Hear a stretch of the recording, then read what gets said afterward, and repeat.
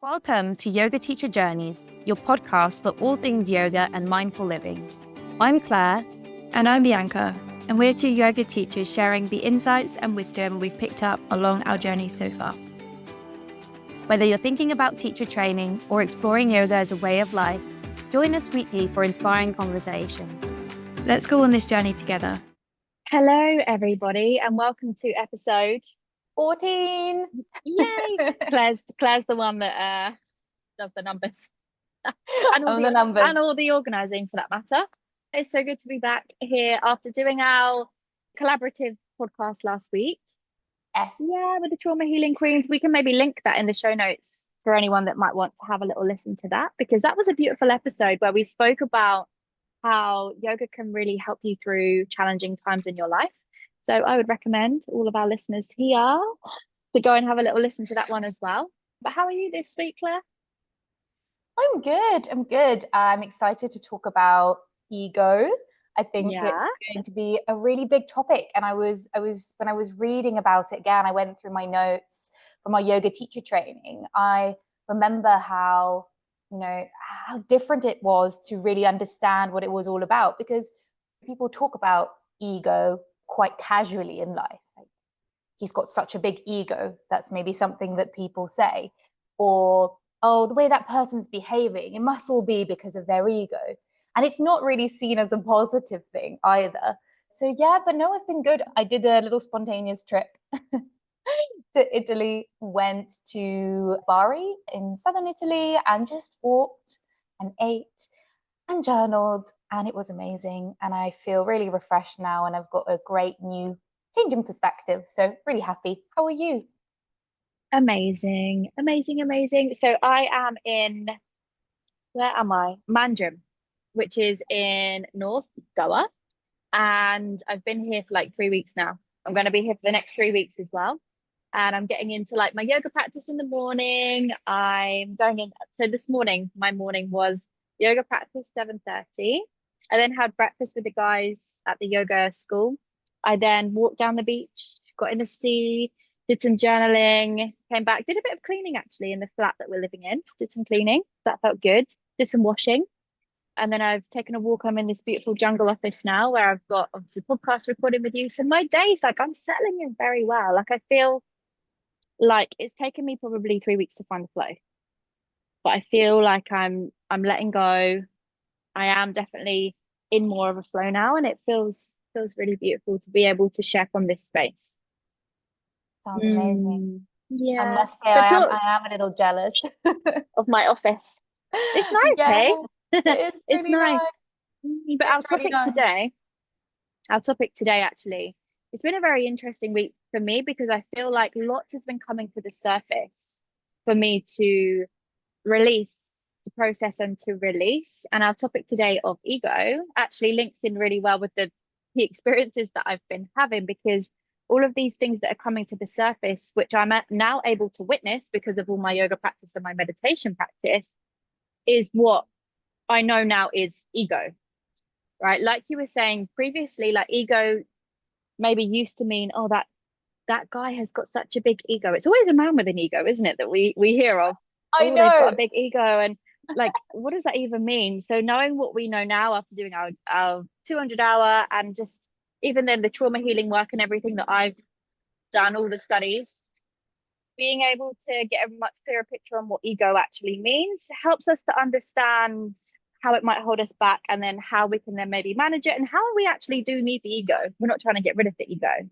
The ego helps us to be able to identify when it's holding us back, to be able to identify when, I guess, things are showing up and detach from them a little bit.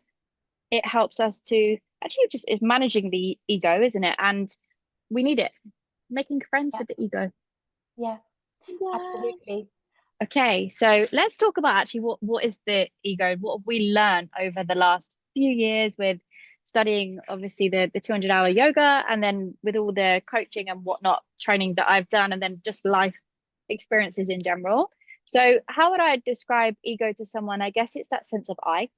So the ego is the way in which we identify. So I am Bianca. I am a girl. I love yoga. So it's that kind of what makes you you, which is great, right? It's good to be able to identify in some way.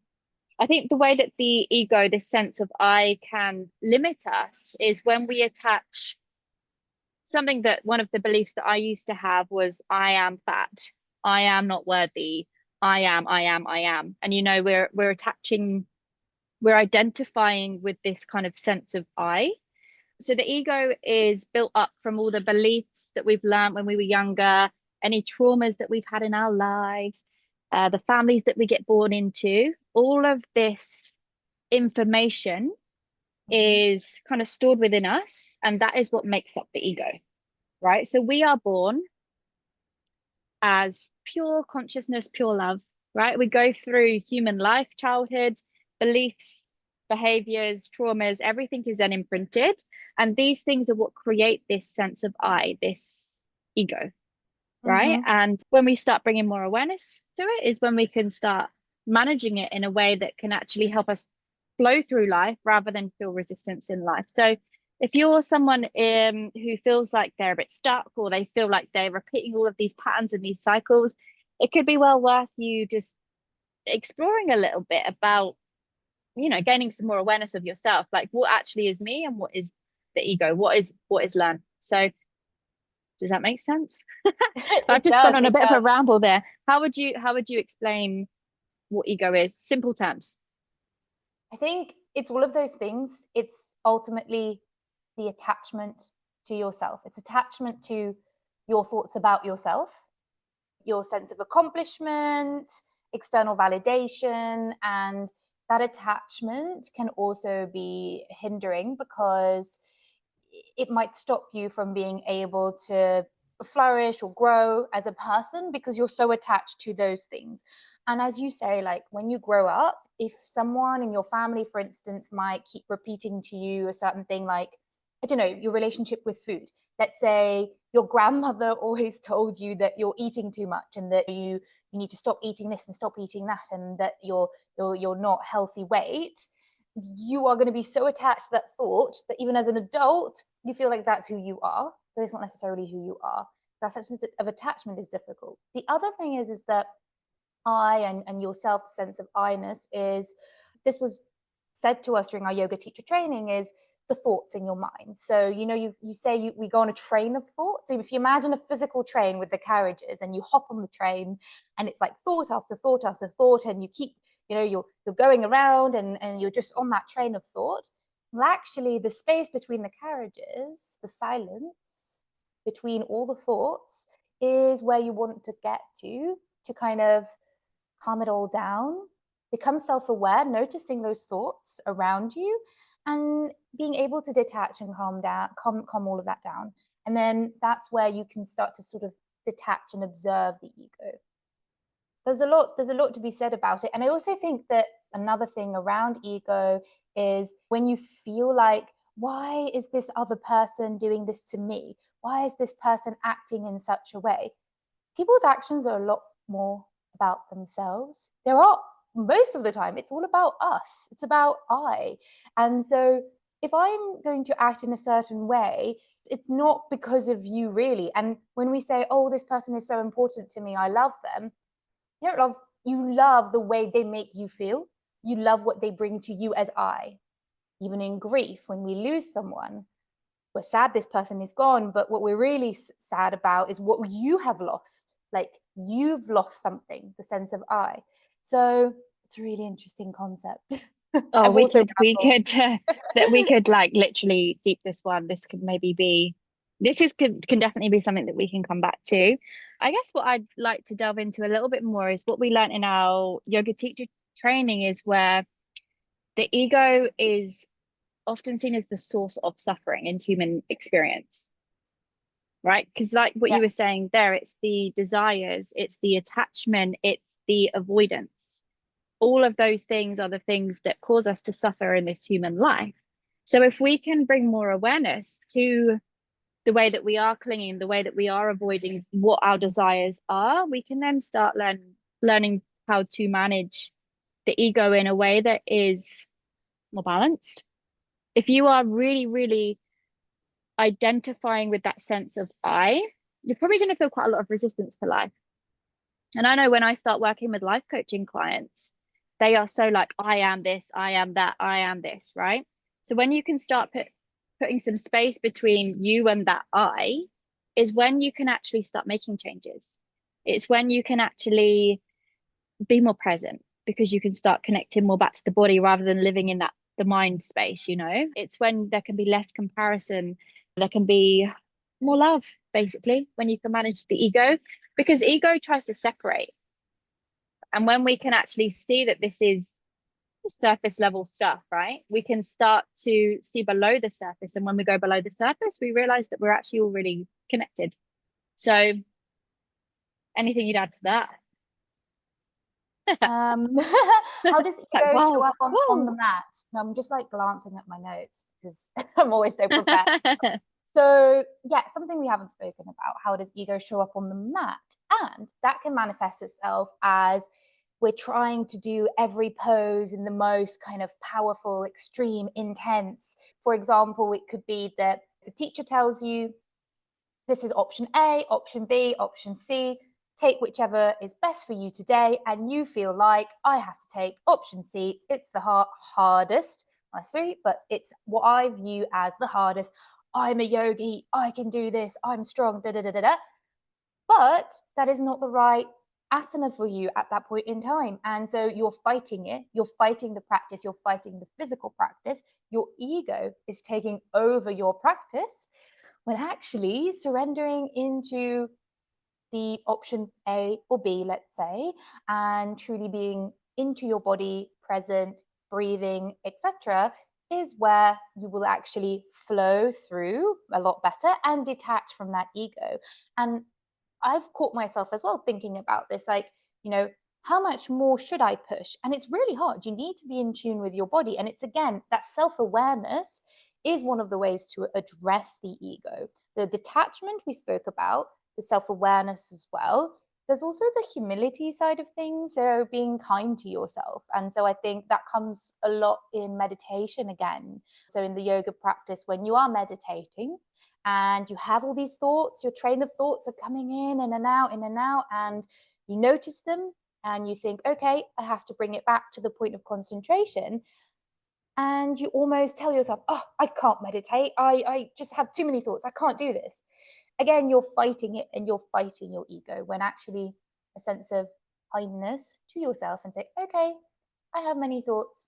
Here's my train of thoughts. I'm going to bring it back to the point of concentration. I'm exercising. I'm practicing meditation. It's a practice. And then again, you detach from the ego. So I think that's a beautiful thing there, that you can look at it in that way. Have you experienced your ego a lot on the mat? Yeah, and I was just going to say, it's a way of actually experiencing and practicing. When you step onto the mat and you hear those thoughts, it's that practice of, I hear you, I see you, but I'm going to connect back to, how does this actually feel in my body? Because when we start practicing yoga from a place of ego, we're more likely to harm ourselves. And if we harm ourselves, that completely takes away from the purpose of yoga, which is to unite and come together. If we are then harming ourselves, we're doing everybody that we love a disservice. So actually, if you can come onto the mat from this place of, this is a selfless practice, I'm not doing this from a place of ego, it's going to be much more healing, right? You're not doing it for you. You are doing it for everybody that you love. So yeah, just recognize that next time you step on the mat, if you're like, I should be able to get into this pose, I should, remove the shoulds, right? And actually, how does this feel today for you on the mat in this moment? Because every time you step on the mat, it's going to be different as well. So it's a really beautiful, I guess, opportunity if you want to practice kind of looking and noticing the ego. Step on a yoga mat, right? Go to a yoga class and just notice the thoughts that you have. It's quite interesting, really. And again, it's awareness. It's awareness. It all comes back to awareness. It is awareness. And I think it also comes into your thoughts about yourself, but then people around you. So I talk about this a lot in this program I'm just about to release, but comparison to others is a hindrance in our practice. And I think by adapting the postures, which I really focus on with using props, you're able to adapt the posture to your body and really focus within on what feels right, what feels good.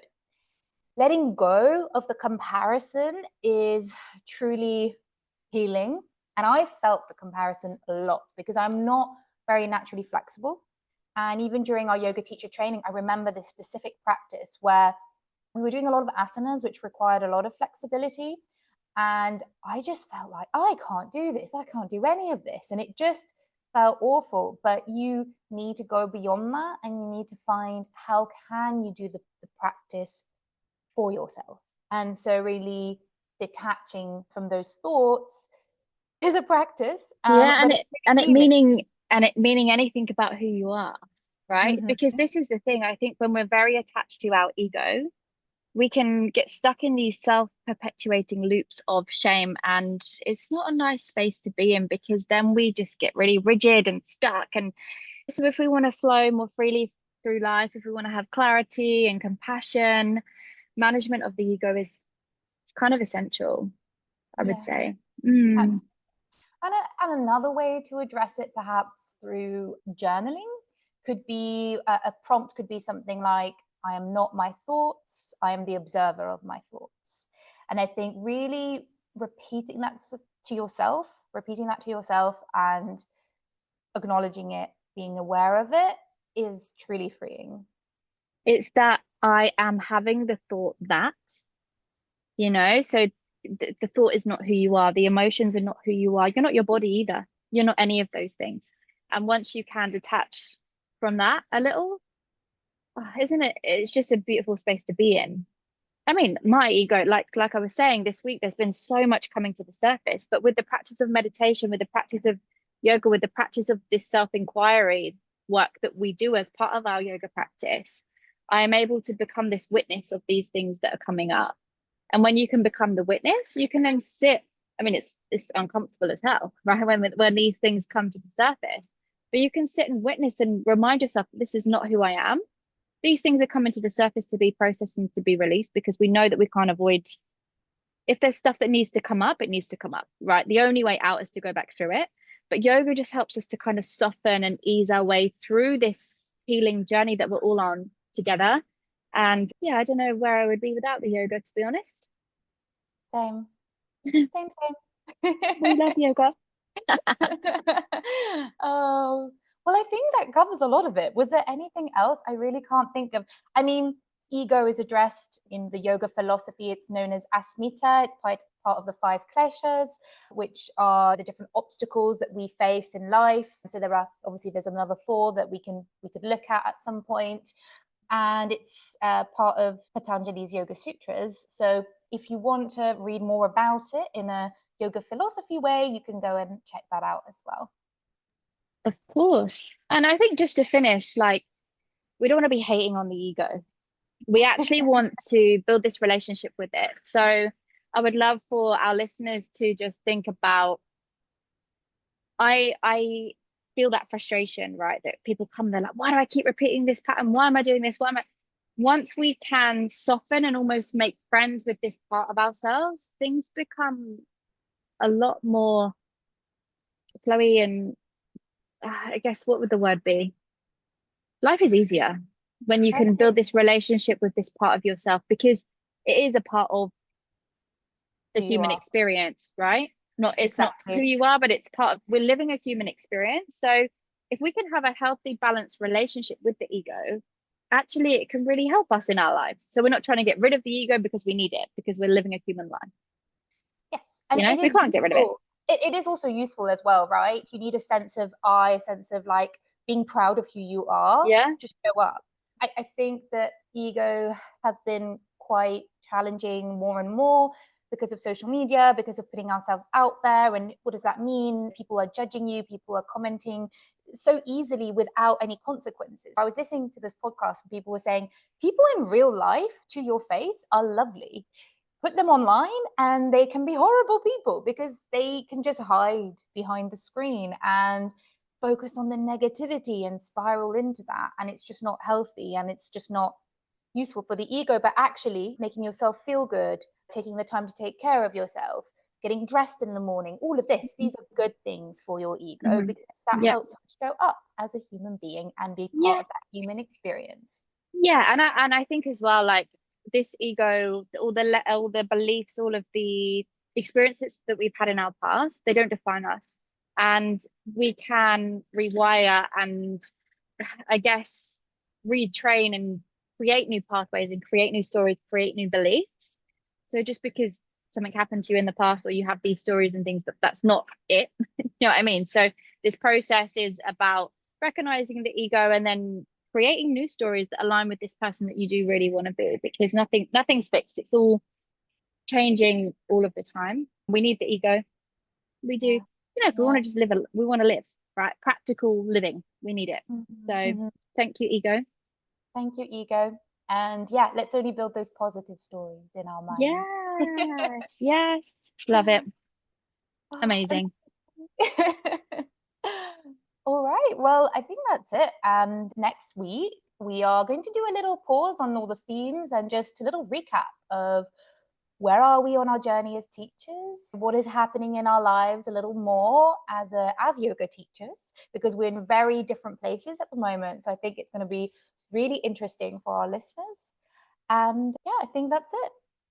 Yeah, because we are very much on the journey with you guys, So this is the journey. This is it. So it'll be nice to delve in and have a little catch up. Yeah, look forward to it. So we will see you next week. See you next week. Bye. Bye.